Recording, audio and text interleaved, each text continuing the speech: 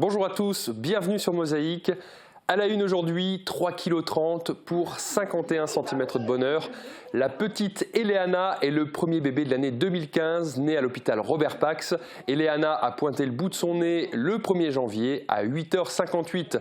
Pour ses parents Cindy et Jonathan, tout est allé très vite. La soirée précédente, ils étaient encore en famille pour fêter la nouvelle année, sans se douter que quelques heures plus tard, ces mêmes proches fêteraient la venue au monde d'un nouveau membre de la famille. On y revient tout à l'heure dans le JT, place au sommaire. Festivité, une équipe au service de la fête. Festivité, des idées toutes faites. Au sommaire aujourd'hui, dans le journal, nous reviendrons brièvement sur l'incendie mortel qui s'est déclaré à Sarreguemines ce week-end. Les médecins généralistes ne sont pas contents et ils l'ont fait savoir. Du 15 au 31 décembre, ils étaient plusieurs à faire grève, y compris à Sarreguemines, contre la généralisation du tiers payant. Le marché de Noël de Sarreguemines, c'est déjà du passé. Mosaïque fait le bilan de cette animation qui a marqué la ville durant un mois. La nouvelle année, c'est pour certains le temps des vœux. Découvrons ceux qui ont été formulés dans notre micro-trottoir. La fin du journal sera sportive avec les badistes de Sarreguemines. Pour la petite histoire, on vous parle d'oiseaux de nos campagnes. Dans la rubrique Tendance, nous nous arrêtons dans le vestiaire masculin pour cet hiver. Enfin, nous terminerons cette émission par l'entrée au Roquefort de Martine Durtaler. En 2011, les médecins généralistes commençaient bien l'année avec enfin ce qu'ils attendaient depuis longtemps, la revalorisation de leurs consultations. Le montant était passé de 22 à 23 €. Le 5 janvier 2011, Mosaïque avait fait un reportage replay. Votre ordinateur virtuel accessible où que vous soyez, 24 heures sur 24, depuis votre PC, Mac, votre tablette ou votre smartphone. Pour les pros, la solution c'est le cloud ID Réseau. Ce n'est pas une surprise, les médecins l'attendaient et enfin, ils l'ont obtenu. Et les généralistes sont parmi les moins bien lotis des médecins en termes de rémunération. La revalorisation de ce début d'année représente un coût global de 290 millions d'euros. Mais parallèlement à cette augmentation, depuis le 1er janvier, les feuilles de soins papier sont taxées 50 centimes, une manière d'inciter les médecins à s'équiper en lecteur de carte vitale. La précédente augmentation du tarif des généralistes datait du 1er juillet 2007. Il faudra vous habituer, la consultation coûte à présent 23 €. Il n'y a pas eu d'augmentation du prix de la consultation depuis. Il y a d'ailleurs un mouvement de grogne à l'heure actuelle chez les médecins généralistes. On en reparle dans un instant dans le JT. Voici la météo de Sandrine Serbino. 34% des accidents du quotidien ont pour origine les loisirs et le jeu. Assurance accident de la vie, la sécurité par tous les temps. Bonjour tout le monde, je vous souhaite à tous une très bonne année et je suis heureuse de vous retrouver pour cette première météo de l'année 2015. Et pour commencer l'année, des éclaircies. Au réveil, il y aura quand même du brouillard et des gelées et il faudra encore dégivrer les pare-brises. Mais le soleil prendra vite la place des grisailles. Côté température, elle se rapproche des normales avec des minimales de -4 à -7 degrés et des maximales de 2 à 5 degrés. Demain, mardi 6 janvier, nous fêtons les Mélènes. Le soleil nous accompagnera de 8h20 à 16h49. Et en parlant de nouvelle année, vous le savez, à l'échelle humaine, une année dure 365 jours. Mais à l'échelle d'un pigeon, notre séquence insolite vous propose un tour aérien de l'escadron de pigeons de Sarreguemines.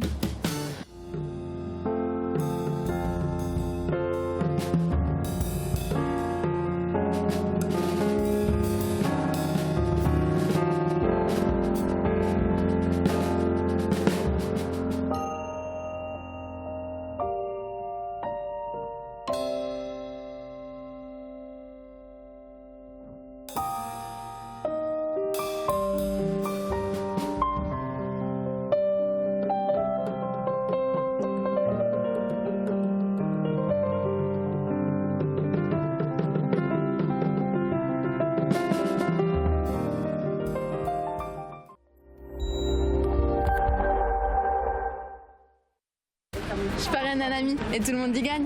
Mon filleul, ma banque et moi. Au Crédit Mutuel, un client satisfait rayonne. En page régionale du Républicain Lorrain, investigation dans la classe unique de 5 niveaux de Lanneuville en Saulnois. 23 élèves de 6 à 10 ans y voisinent. Fait divers à la une de l'édition de Forbach. Dans la nuit de samedi à dimanche, les sapeurs-pompiers de Bousbach ont dégagé un automobiliste pris dans les eaux d'une pluie diluvienne. Ça s'est passé entre Bousbach et Tanclin. Fait divers également à Sarreguemines. Samedi, un violent incendie a coûté la vie à un homme de 74 ans. On y revient tout de suite dans le JT.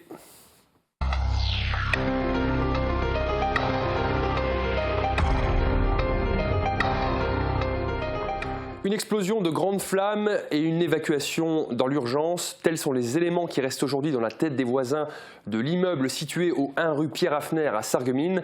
L'édifice a été ravagé par le feu dans la nuit de samedi à dimanche. Le propriétaire occupant de ce bâtiment est malheureusement décédé. Un reportage de Guillaume Dumonteil. De l'incendie de ce week-end, il reste des stigmates.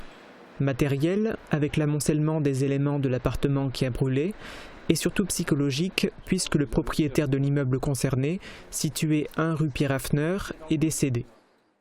Il s'agissait d'une personne qui vivait seule et qui a péri durant le sinistre. À ce stade de l'enquête de police, la raison de sa mort est inconnue, tout comme l'origine de l'incendie. L'alerte a été donnée à 23h15 dans la nuit de samedi à dimanche. Compte tenu de la particularité du feu, il y avait beaucoup de meubles et un plancher en bois, pas moins de 25 sapeurs-pompiers sont intervenus. Ils provenaient de Sarreguemines, Sarralbe et Putlange. Le feu a été circonscrit au 2e étage du bâtiment où se trouvait la victime, mais par mesure de sécurité, tous les habitants de l'immeuble voisin ont été pris en charge pour savoir s'ils avaient été incommodés par la fumée. Un jeune garçon de 5 ans a dû être hospitalisé toute la nuit. Il est retourné chez lui et se porte bien aujourd'hui, tout comme l'intégralité des voisins du 1 rue Pierre Hafner. Ce dramatique incendie rappelle à tout le monde la nécessité de se protéger. Au 8 mars ou plus tard, tous les lieux d'habitation devront être équipés d'un détecteur de fumée. Les médecins généralistes ne sont pas contents et depuis le 15 décembre, ils le font savoir. Plusieurs syndicats de médecins généralistes ont d'ailleurs initié un mouvement de contestation très suivi depuis 2 semaines. En différents endroits, les cabinets affichent porte close pour cause de grève. Une grève ressentie aussi à Sarreguemines, comme ont pu le constater Sandrine Serbino et Thomas Drouin. Entre le 15 et le 31 décembre, un malade souhaitant joindre le cabinet de son médecin au téléphone avait de bonnes chances de tomber sur un répondeur et un message de ce type. Bonjour, le cabinet médical est en grève du 24 au 31 décembre inclus. Pour une consultation, veuillez vous adresser au médecin de votre choix. En cas d'urgence, veuillez vous adresser à Medigarde au 08 20 33 20 20. En cas d'extrême urgence, veuillez composer le 15. Sur l'ensemble des médecins sarregueminois, une très grande majorité a en effet suivi l'appel à la grève lancé par les organisations syndicales. Les chiffres nationaux indiquaient 80% de cabinets fermés, une situation semblable à celle vécue à Sarreguemines. Sur la porte des cabinets médicaux, on retrouvait parfois aussi une affichette indiquant les raisons de ce mouvement de colère. Au cœur de la contestation, la volonté du gouvernement de généraliser le principe du tiers payant. Le malade n'aurait ainsi plus à avancer le prix de la consultation lors de sa visite chez le généraliste. Une situation déjà existante, mais uniquement sur la base du volontariat. Avec cette mesure, une des craintes des généralistes est de se retrouver avec un seul et unique payeur, la caisse d'assurance maladie, qui pourrait par la suite jouer de cette position pour imposer certaines pratiques aux médecins comme l'obligation de prescription de médicaments génériques. La grogne vient de la quasi-totalité des syndicats de médecins généralistes et pourrait être amenée à perdurer. Le front de contestation est large, certains syndicats demandant par la même occasion le passage de la consultation de 23 à 25 €. Cabinet fermé, les médecins renvoyaient leurs patients vers le 15 et les urgences. À l'hôpital de Sarreguemines, l'afflux de malades a effectivement été ressenti. S'ils sont aujourd'hui prêts à rouvrir leurs portes, ils promettent une grève de la carte vitale. Objectif, que l'administration croule sous la paperasse. Grève ou pas, certains événements n'attendent pas. En voici un heureux. C'est le premier bébé de l'année à l'hôpital Robert Pax. Chaque année, il ne peut y en avoir qu'un. Et cette année, c'est une petite fille. Eleana n'a que quelques jours, mais sans le savoir, elle a déjà mis ses parents sous les projecteurs. Regardez. Elle nous avait laissé faire les fêtes, hein, donc ça, on ne peut pas lui reprocher. Avec ses 51 cm et ses 3,30 kg, voici Eleana, fille de 2 parents heureux, Cindy et Jonathan Lucu. La date qu'elle a choisie pour son arrivée dans notre monde n'a rien d'anodin. Eleana est née le 1er janvier à 8h58, ce qui lui vaut l'honneur d'être le premier bébé né à l'hôpital Robert Pax en 2015. Si sa naissance était initialement prévue pour la fin décembre 2014, en petite fille sage, elle s'est bien gardée de troubler la soirée de réveillon de ses parents. On avait fêté le nouvel an chez ma belle-mère et puis en fait vers 2h du matin on avait fini la soirée et tout, bon, on rentre et en fait moi je m'endors à peu près et ma femme à côté elle était là, elle tournait un peu du vent, elle tournait un peu sur le lit quoi. Et puis à un moment elle me dit écoute j'ai des contractions, ça se termine pas et c'est assez rapproché donc bon on a décidé de partir à l'hôpital.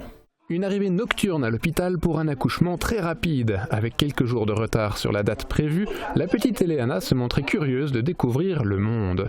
Tout son avenir est désormais devant elle, entourée d'une famille heureuse de son arrivée et de parents émus de pouvoir prendre dans leurs bras leur premier enfant. En fait, j'ai beaucoup d'émotions, j'ai les larmes aux yeux quand même, faut dire. Hein. Et de l'avoir dans les bras, et ça change une vie, quoi. Sans doute, Eleana grandira aussi dans la magie de Noël. La période des fêtes vient de s'achever. Le bilan semble positif pour le marché de Noël de Sarreguemines. Certes, les organisateurs voient toujours des améliorations à apporter et notent certains points à revoir, notamment l'assiduité de certains occupants de chalets. Mais dans l'ensemble, l'édition 2014 semble avoir répondu aux attentes. Regardez. Nul commerçant installé dans le périmètre du marché ne pourra reprocher sciemment à la municipalité et à l'Union des commerçants de ne pas avoir fait le nécessaire pour attirer durant les fêtes. Cette année encore, le marché de Noël de Sarreguemines a engendré un flux important de visiteurs. Parfois même, était-il prêt à braver la pluie, tant redoutée. On est très satisfait de cette édition 2014 parce qu'on a toujours des acquis et 2013 était une excellente année. Donc on voulait que ce marché de Noël soit à la hauteur de celui des années précédentes et encore mieux. Et c'est ce on s'est fixé des objectifs la barre très haute. Notamment les week-ends. Temps fort de l'événement, avec à chaque fois une animation phare, chapeautée par des vedettes de la télévision. Un numéro d'illusion pensé en détail, de l'igloo du Père Noël aux animations offertes par les associations et diverses structures de la ville pour qu'opère ce qu'on nomme la magie de Noël. La municipalité alloue pour cela un budget de 110 000 €. Plus on arrive à faire venir du monde et des visiteurs, plus le chaland peut aller consommer et il y a du chiffre d'affaires qui est bien sûr généré par toute cette animation, ces actions commerciales, mais aussi tout ce que la ville met en place. Un succès dans l'ensemble, marqué néanmoins par une baisse du chiffre d'affaires des commerçants du marché, à quelques exceptions près. C'est quoi un peu votre bilan là, cette année au marché de Noël de Sarreguemines? Mitigé, en baisse. D'accord, ça tient à quoi? Je sais pas. Le temps, sûrement, un peu de tout. Moins de fréquentation, je trouve aussi. L'alcool, c'est pas forcément indispensable, il y a d'autres choses qui passent avant tout. Depuis plusieurs années qu'on vient ici, cette année s'est bien passé. À part le temps un petit peu pluvieux, sinon tout s'est bien passé. Hein. Le bilan pour moi dans l'ensemble est quand même positif. Par contre oui, c'est vrai que dans l'ensemble par rapport à l'année précédente, c'était quand même un peu plus calme cette année, oui. Le bilan est dans l'ensemble correct. Ce qui est un peu dérangé, c'est la pluie qu'on a eue. Sans pluie, le public est au rendez-vous et puis dans l'ensemble, ça bosse, quoi. Pour nous, ça s'est bien passé. On est en positif par rapport aux autres années, donc on est content. Enfin, on fait un produit de qualité aujourd'hui aussi, donc on a beaucoup de clients qui reviennent nous voir pour acheter nos bougies, enfin, etc. Voilà.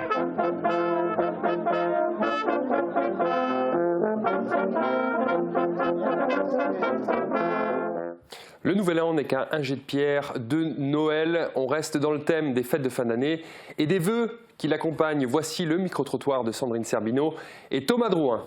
Quels sont vos plus grands souhaits pour cette année 2015 qui va débuter? Je souhaite pour tout le monde beaucoup de bonheur, beaucoup de chance, beaucoup de travail pour tout le monde. Ce serait bien. Je souhaite tout le bonheur du monde à tout le monde et pour moi, un bébé. Et vous? Eh ben moi je souhaite qu'on fasse un peu plus pour les SDF parce que les pauvres, ça craint pour eux en ce moment. Voilà, c'est tout. Eh ben, je souhaite le bonheur à tous, des réussites, que chacun puisse atteindre les objectifs qu'il s'est fixés et puis surtout beaucoup de bonheur en famille. Je pense que la famille c'est très important. Que souhaitez-vous pour l'année 2015 ? Alors je souhaite de réussir dans mes études, de finir mon année et je souhaite du bonheur à tous. Voilà. Meilleur que 2014 pour ma filleule, pour sa sœur et frères et sœurs, que leurs parents ont enfin tout le bonheur qu'ils méritent et se marient enfin, au bout de 17 ans. On souhaite du bonheur, de l'amour et de la joie. Qu'est-ce que vous souhaitez pour cette année à venir ? Moi je nous souhaite à nous une bonne santé. Finalement, vu notre âge, c'est le meilleur cadeau qu'on puisse se souhaiter. Et pour vous, une belle continuation dans ce que vous avez entrepris avec des belles rencontres sur la rue piétonne par exemple. Du sport pour terminer le journal, c'est un gros morceau qui attendait les badistes sarregueminois pour l'entame de l'année 2015. L'équipe première du SBC recevait Nancy-Villers, le co-leader de la poule 6 du championnat de France de National 3. Le match âprement disputé a su garder le public en haleine jusqu'au bout. Regardez. La trêve des confiseurs n'aura pas duré très longtemps pour le Sarreguemines Badminton Club. Avec la réception du Nancy-Villers, les badistes sarregueminois concluaient la phase allée du championnat de National 3. Un match qui s'annonçait compliqué sur le papier, les Meurthe-et-Mosellans, deuxième au classement, ne se déplaçant jamais sans l'espoir de repartir avec la victoire en poche. À l'entame de la rencontre, c'est pourtant Sarreguemines qui prend les devants grâce à une victoire en double homme. Nancy-Villers revient très vite au score, remportant le double femme. Suivent les matchs en simple et Sarreguemines reprend l'avantage grâce à Clara Kuhn qui l'emporte en 3-7.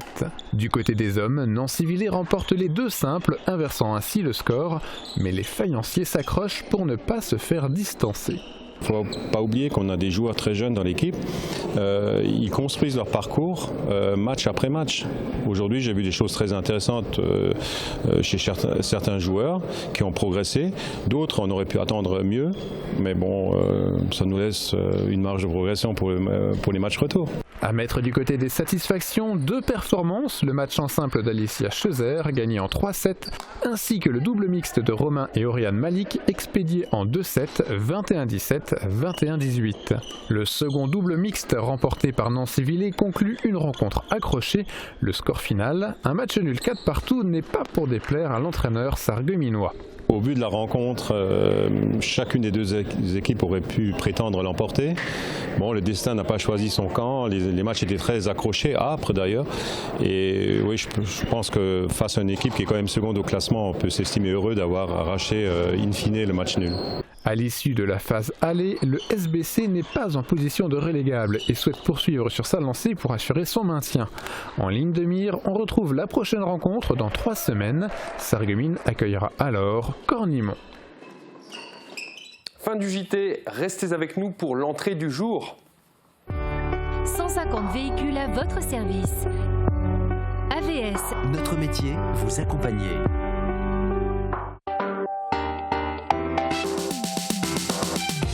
Demain sur Mosaïque, nous irons au Cinéma Forum. Des films qui attirent le public, des investissements et des initiatives attractives.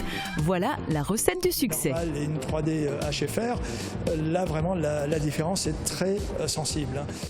Dans Tendance, nous vous proposons un témoignage exceptionnel. Robert Kuhn a filmé le quotidien d'une famille de chouettes et frais dans les combles de sa maison. L'occasion de découvrir le mode de vie de ces reines de la nuit. Surprenant, elle a continué à pondre, mais les œufs n'étant pas fécondés, ça n'a rien donné. Et là, elle fait beaucoup. Un coup de pouce par grand froid est toujours le bienvenu, même pour les oiseaux de nos campagnes préparés pour survivre à l'hiver. C'est le moment de les aider un peu et de les observer. C'est la petite histoire du jour.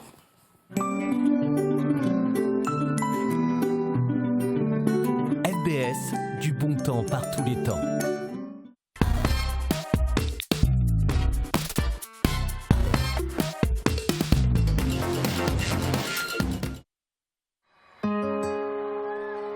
La nature est bien faite, certes, mais parfois on peut lui donner un petit coup de main. Les mangeoires pour oiseaux sont des cantines idéales dans les jardins pour reprendre des forces. Ces mésanges passent l'hiver ici et ne sont pas mécontentes de trouver un peu de nourriture facile d'accès. L'occasion d'assister à leur ballet au moment du petit déjeuner.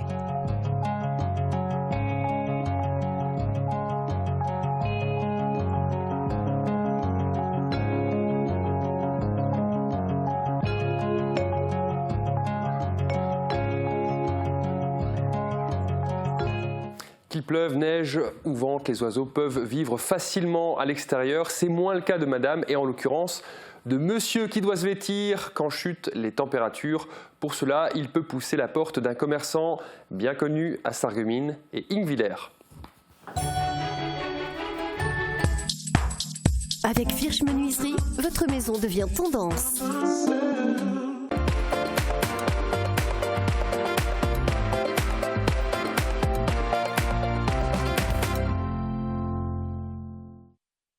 Bonjour à tous, Philippe Schlotterbeck, commerçant à Sarreguemines. Laissez-moi vous présenter quelques produits phares de cette nouvelle collection automne-hiver 2015.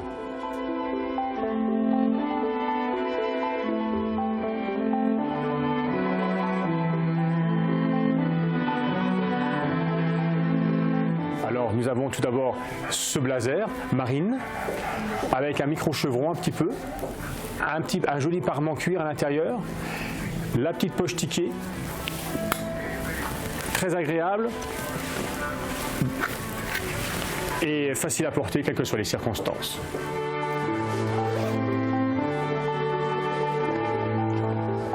Pour agrémenter ce blazer très confortable, laissez-moi vous proposer la petite écharpe Hugo Boss double face, bicolore, laine et soie, très agréable à porter et par les temps qui courent, super confortable.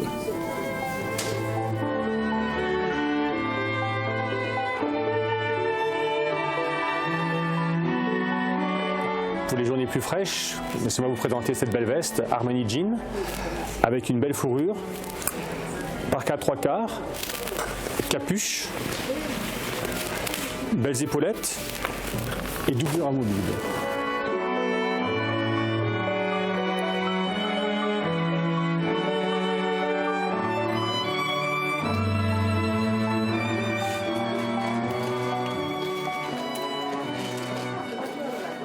Pour l'hiver et la nouvelle année, bienvenue chez Schlotterbeck.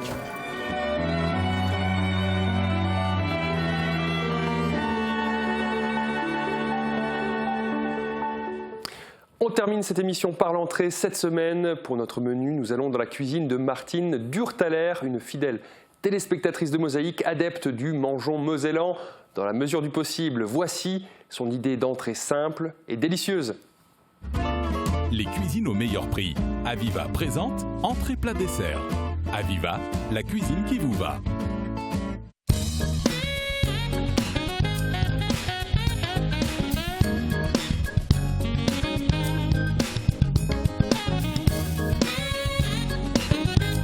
Bonjour à tous, pour démarrer le menu de cette semaine, je vous propose en entrée la quiche potagère au roquefort, qui est un incontournable de nos fêtes de famille. C'est parti Martine, pour commencer on émince le poireau et on le fait revenir rapidement dans un peu de beurre. Les poireaux peuvent prendre une légère coloration. Ensuite, mettez-les de côté. Foncez la pâte dans 4 moules à tartelette, puis écrasez le roquefort avec la crème. Ajoutez les œufs un après l'autre. Pas besoin de saler, le fromage a assez de goût pour ne pas avoir besoin d'assaisonnement. Râpez tout de même un peu de noix de muscade et mélangez une dernière fois. Garnissez les tartelettes de poireaux et couvrez avec l'appareil au roquefort. Enfournez enfin pour 20 minutes à 210 degrés et servez aussitôt. Vous pouvez aussi en faire une grande tarte, mais il faudra la cuire au moins 30 minutes.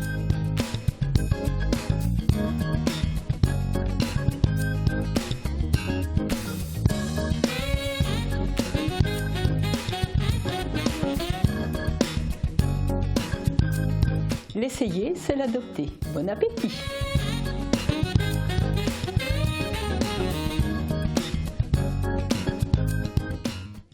Fin de l'émission, merci de nous avoir suivis. Demain mardi, vous avez rendez-vous avec Francis Hoffman. Excellente fin de journée à toutes et à tous.